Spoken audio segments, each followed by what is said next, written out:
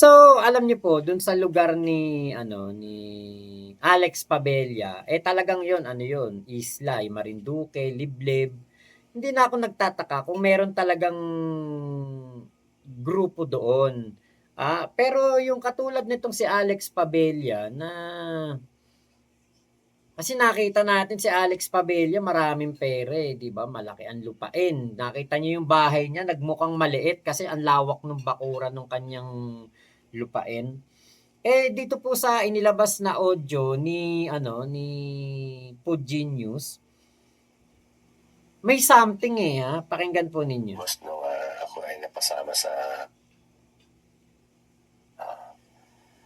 rebelding grupo, 30 taon na nakakaraan ako po yung naging pasensyoso sa mga ganito. Ako po ay humawak ng isang brigada ng New People's Army dyan sa Quezon at natuto pa ako magpakumbaba, maging mahinahon dyan ang panahon na yun. Actually, nung panahon na yan dyan ay napahagulo at marami po mga tao namin na sagupa dyan na mga matatapang, pero pag nakarap mo naman din na parang pinitpit ng luya. Sobrang tapang magsalita hanggang sa mga mga bagay, sulat. O parang ganun po. Kaya itong mga ganitong problema, itong mga ganitong usapin medyo natuto na rin po ako magpasensya, kaya hindi ko masyado napansin. Almost no. Diba? Ewan lang natin kung totoo yan, kung ano ba yung sinasabi niya na yan, tama, tunay. 'Di ba? Alam naman natin madali naman kasing magsalita, madali naman magsabi. Ako nga sabihin ko, ako nakarating na ako ng buwan Oh, 'di ba? 'Di ba? Napakadaling sabihin. Pero kasi yung mga ganyang bagay, hindi yan dapat pinagmamalaki kasi hindi dapat yan pinagyayabang. Ito, dalawa ang ano ko dito, dalawa ang pagtingin ko dito. Puwedeng ito ay sinasabi ni Alex Skywalker doon sa kausap niya para makarating sa mga katulad natin na anti-kulaong na dapat siyang katakutan dahil naging leader daw siya. Naging commander, naging leader, 'di ba? So, yan kumbaga yan ano po natin na yan kung ang dahilan niyan ay para manakot, para hindi na tayo magsalita, hindi na tayo para kondenahin etong si Kulaong o kahit si Alex Skywalker, 'di ba? Wala, hindi naman kasi nakakatakot si Alex. Saka isa pa, si Alex naman, nakikita natin mabuting tao 'yan. Doon pa lang sa sa video ni Jessica Soho, mabuting tao talaga si Alex. 'Di ba? Nakita talaga natin hindi siya masamang tao. Kaya lang naman siya nagiging masama ngayon sa paningin ng mga anti-kulaong dahil nga kinakampihan niya ang kasamaan ni Kulaong. 'Di ba hindi? Yun ang yun yung hindi natin na tatanggap. Kasi katulad natin tayo, siyempre bago tayo nung mga panahon na na bumalik tayo dito sa pagkukulaong time, pagbablog ng kulaong, wala naman si Alex Tapos si Alex dati napanood natin, actually hindi ko nga siya natandaan pa na na siya 'yun. Oh. Nung lumabas lang ulit yung mga video na si Alex Pabella pala yung na-interview ni Jessica Soho o na Jessica Soho na kay MJS, sabi ko, bakit ganun? Ba't kailangan pa nitong dumikit kay Kulaong? Diba? Parang hindi na kailangan talaga. Kaya lang nagiging masama ngayon kasi nga, biruin mo, sa KMJS, ang ganda na ng pangalan mo Pero nung dumikit ka kay Kulaong, diba, doon na nagsimulang lumabas yung mga dark side ng isang Alex Pabella, like nakikipag-PM sa Walker, mga ganyan, mga pawok, 'di ba? Yung pakikipag nito na tinutulungan si Kulaong, masamang tao 'yan, alam naman natin lahat na budol-budol 'yan, daming binudol. 'Di ba? Tapos tutulungan ng isang Alex Padilla. Okay na sana siya dun, sa totoo lang. Bumango talaga pangalan ni Alex doon sa KMJS. Kaya lang nung nangyari na, dumikit siya kay Kulaong, wala talagang dating, wala talagang kuwenta. Dahil nga po hindi talaga worth it na ipagtanggol ang isang Kulaong dahil si Kulaong ay isa pong masamang tao. At panghuyo na talaga 'yan si Kulaong, hindi naman na maiiba 'yan. Huyong-huyo na talaga ang, pupuntahan niyang si Kulaong, 'di ba? Eto, 'tong kay Alex, 'yun yung una kong para makapanakot, para hindi na natin siya i-topic siguro o hindi na siya i-topic ni Don Sebastian o ni Uncle Jim, o ni Makagago, at ang lahat pa ng mga vlogger na gumagatas dito sa issue ni Kulaong. Ngayon, dito po naman, sa isang, punto ko, kung itong, pagsasalita na ito ni Alex Padilla ay tapat talaga at totoo na siya'y naging, commander noong araw, 30 years ago daw. O di pagpalagay mo na 1996 lang 'yun. 30 years ago daw, eh. Oh, di medyo sariwa pa yung, taon na siya'y naging commander. Kung totoo 'yan at nagbagong buhay siya, adi good, 'di ba? Okay 'yun. Kaya yung sinasabi niya na mataas ang kanyang, tolerance level sa mga ganitong sitwasyon, na merong bumabati ko sa kanya, may nagsasalita sa kanya ng, hindi maganda o napagsasabihan siya ng, mga masasakit na salita, di okay, kasi nakikita ko talaga nanggigigil siya kay Debunk FLM, kay Don Sebastian, 'yan lagi yung nababanggit, na ayaw nila diyaan dahil, binabatikos nga kahit itong si Alex Padilla, ultimo nga mga maling spelling ni Alex Padilla. Talagang talagang, napapansin 'yan, kaya natatawa ako diyan, kay Debunk FLM kasi kahit yung mga maling spelling lang, ng comment ni Alex Padilla talagang napapansin, natatawa talaga ako dun, sabi ko, patola talaga din 'to si Alex Padilla, eh.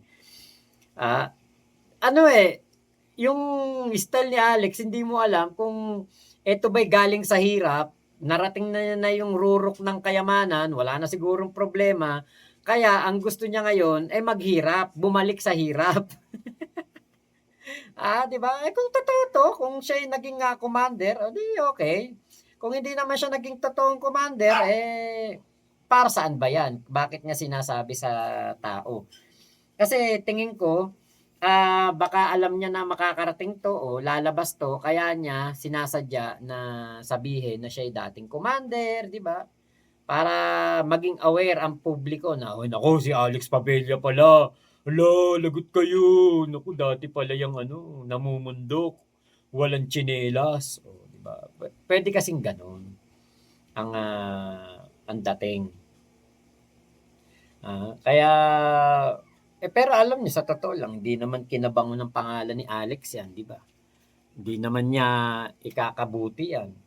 Kasi di ibig sabihin pala bakit hindi niya sinabi 'yan doon sa kay MJS, 'di ba? Ibig sabihin kulang ng information yung kanyang, interview sa KMJS kung 'yan, may katotohanan. Okey. Ano 'to?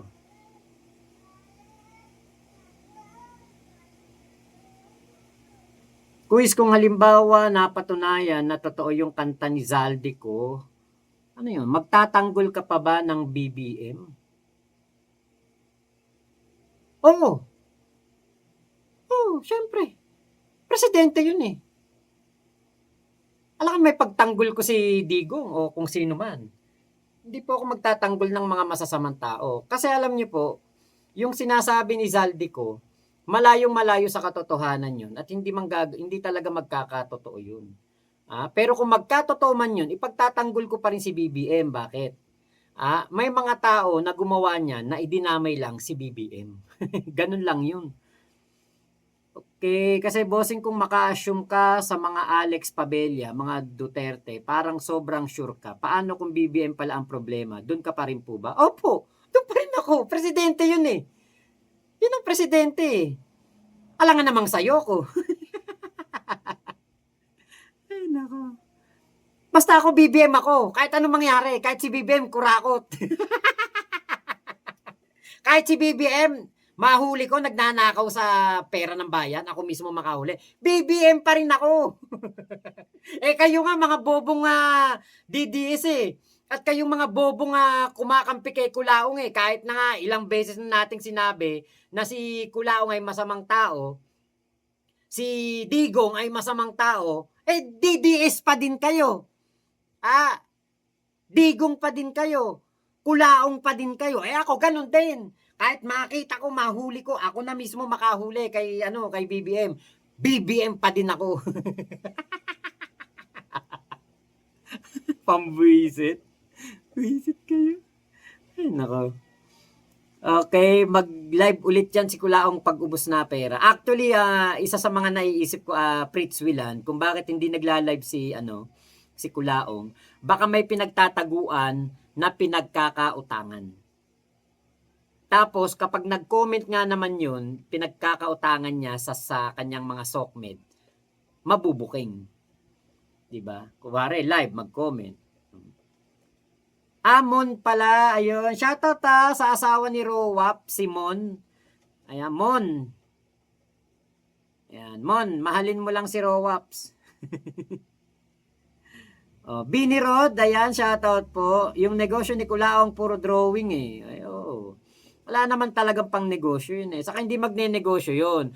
Mas ipang susugal pa nun ng pera kaysa magnegosyo. Jaril Pasage, shoutout po. Kuya G, gago din si Kulaong. Pwede mag-dual citizenship tayong lahat. Nako.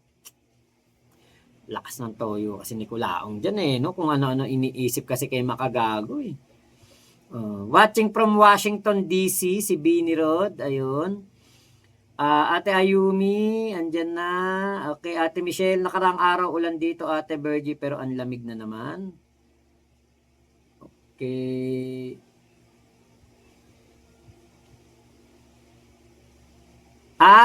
Okay. Kaya pala nabura mo si Kuya G kanina. Jaril, sana kunin ka na ng mga Kulaong. Ate Virgie, mainit na dito, Michelle. Buti na lang umulan. Jaril, shoutout to Gian Orleans of Calatrava, Negros Occidental. Ate Michelle, interesado ka talaga sa may apelyidong since Kuya Henry yan. Tuloy comment ni Gina Buramo. Oo nga Okay. Relly pass fingers. Ayan, tuloy na pass finger ka na. Agnes, ayan.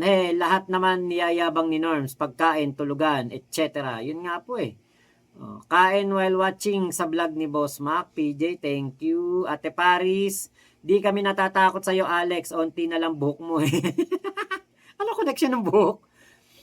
Okay, Kuya G, gunggong talaga si Skywalker. Hindi niya alam na ang NPA ay world threat yang grupo. Nasa world threat o world threat? Ate Michelle, mas faster ang finger ni Big Mama. Okay, Ate Ayumi, ang bilis ng mga sis and bro ko dito. PJ, ayun, kain po adobong pata ulam. Okay, Kuya G, di ba sabi kanina gusto lang sumikat pero mali yung way ng pagsikat. Tama naman. Siguro yung pumapatol kay Alex at Kulaong desperada, kapit talaga sa patalim. Big Mama, PJ, ayaw ko, mas interesado ko sa cheese bread. Antayin ko yun. The Dark Door. Dapat pa imbestigahan niya ng gobyerno kahit sabihin niya dati pa yon kasi walang current or past leftist na umaamin. Oo nga no. Kuya G, nako Michelle, si Henry at Big Mama pa mga snipers yan. Di ko pa nabasa. Comment na isa ko na nila. Totoo. Kaya nga ako, kita niyo ako, kailangan ko pa ngayon balikan Ate Maribel, wishing na matapos na ang Kulaong history na yan. Actually, kapag natapos na tong Kulaong saga na ito, full force na talaga tayo sa politika kasi yun naman talaga ang aking forte. Tapos may kulaong time pa rin tayo, huwag kayong mag-alala. May kulaong time pa rin tayo at hindi naman mawawala 'tong mga pagkakaibigan natin na 'to. Kasi eto na yung nabuo ni Kulaong, eh. Same lang noong panahon ng pandemya.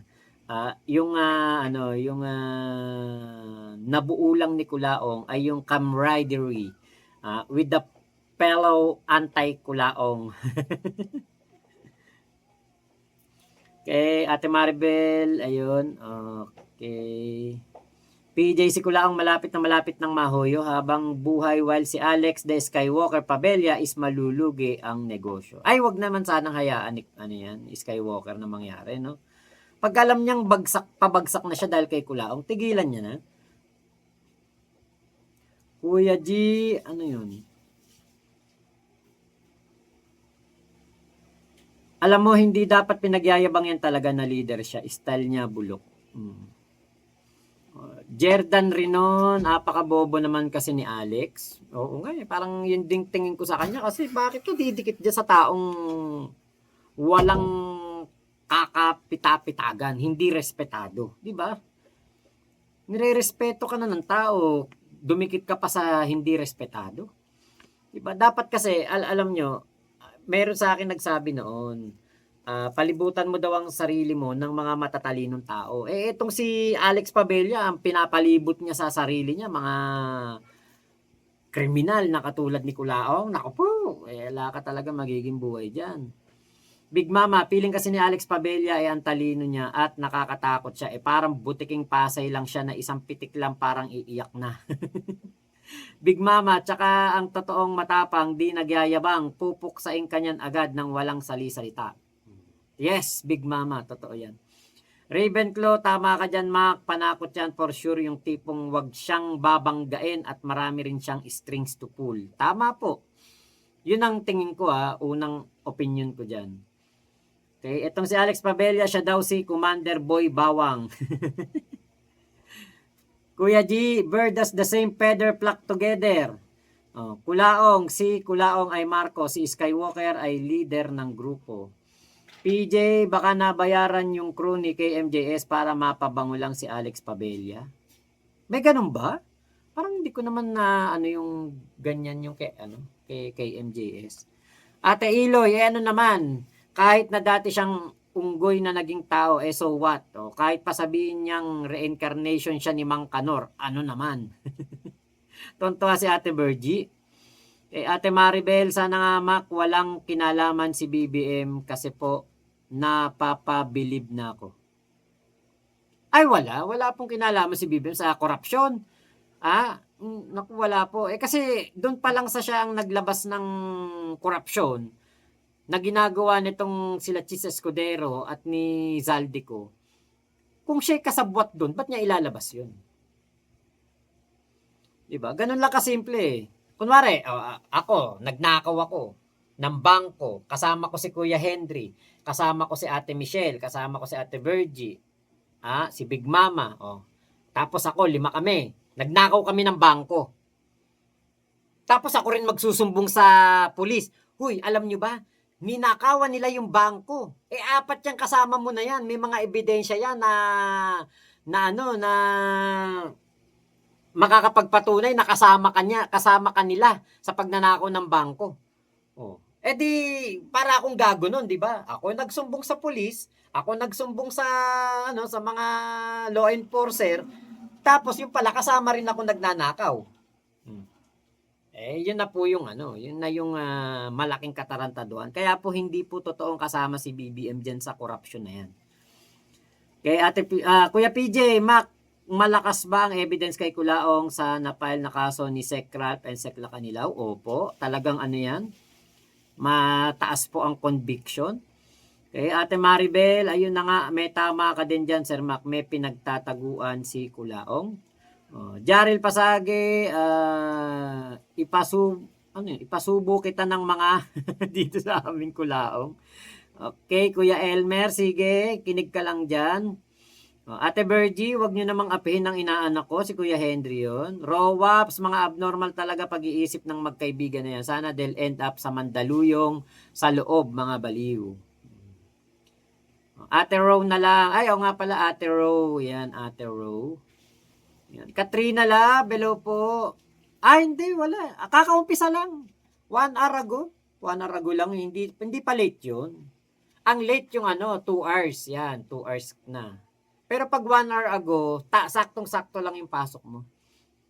Okay. Ate Ayumi, wag muna tapusin si Kulaong, nakakalungkot, walang toy. Oo nga. Yun lang, di ba? Wala tayong matatapik kay Kulaong.